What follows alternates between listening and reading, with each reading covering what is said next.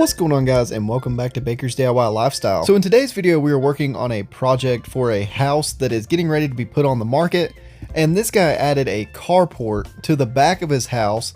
It looks like he closed in his actual garage and I guess never decided to fill in the roof right here that you can see is just completely wide open. So what they did whenever they put the siding on the outside of the house right here was just covered up the bottom of the original trusses. And then you can see the plywood on top of the new carport there and the metal frame that's actually holding it all together. So what he had asked us to do is go ahead and remove all of that original plywood there that you can see is taken apart.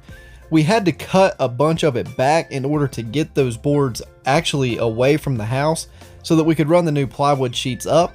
But we were basically just going to be putting in just a small 1/4 inch piece of plywood, and it's very flexible. It's not really the best thing to build any kind of a wall with, but that ended up being a good thing because the original trusses actually stuck out just a tad farther than the metal frame at the top. So when we actually built the new frame to attach it all together, we had to kind of flex the plywood around the original truss to get it up in there.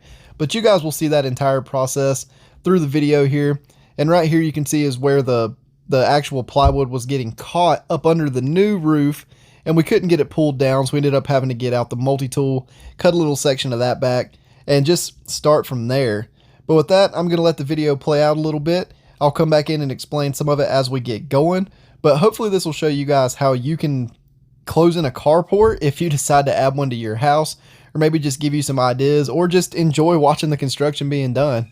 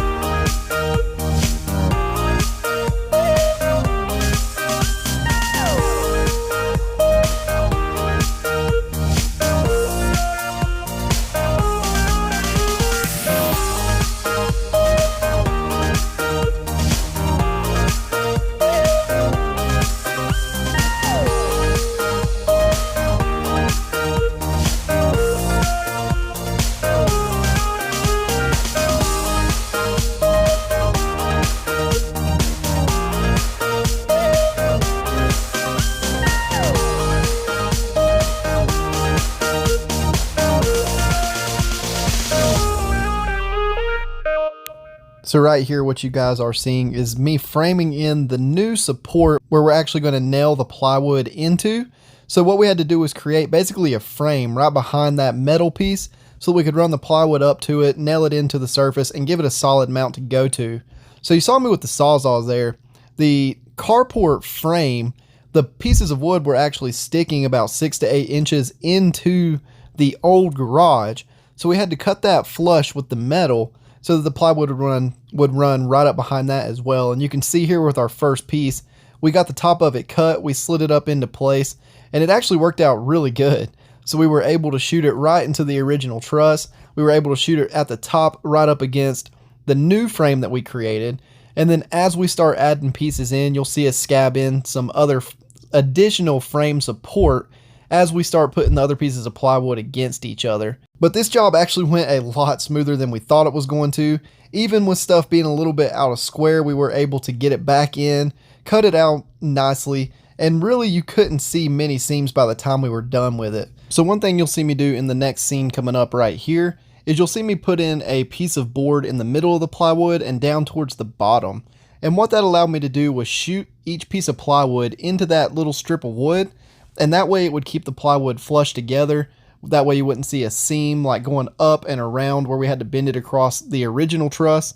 And then the one I'm putting in right now at the top, we shot into the frame to make it even more solid and give both boards even more support up top to keep it from blowing around or the wind to catch hold of it or anything like that.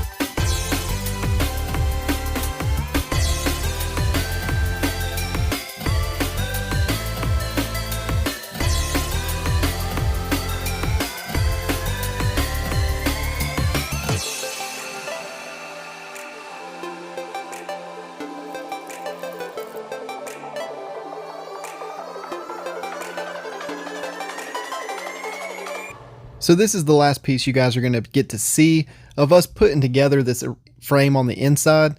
So overall, the job went super smooth. We didn't have hardly any issues with it, other than one board that gave us a little bit of a fit being out of square. But once we got it cut out to where it fit perfectly up in there, we just kept on going and didn't have any trouble. So we had to make a couple little adjustments right here on the top of those little corner pieces to get them up in there. But once we did that, we were good to go.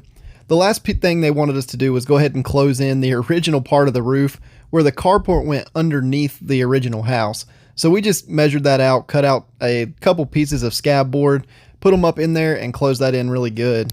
So this is the last thing we did for this customer, is rebuilt his steps going up to his pool.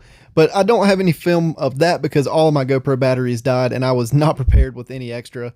But that's it for this video. So if you guys enjoyed this content, please be sure to hit the like button and definitely subscribe to the channel, because we're going to have a lot more videos coming out with do-it-yourself and how-to content just like this. And if you have any questions about closing in your own carport just like this, be sure to leave them down below. And I will see you guys in the next video. Thanks for watching.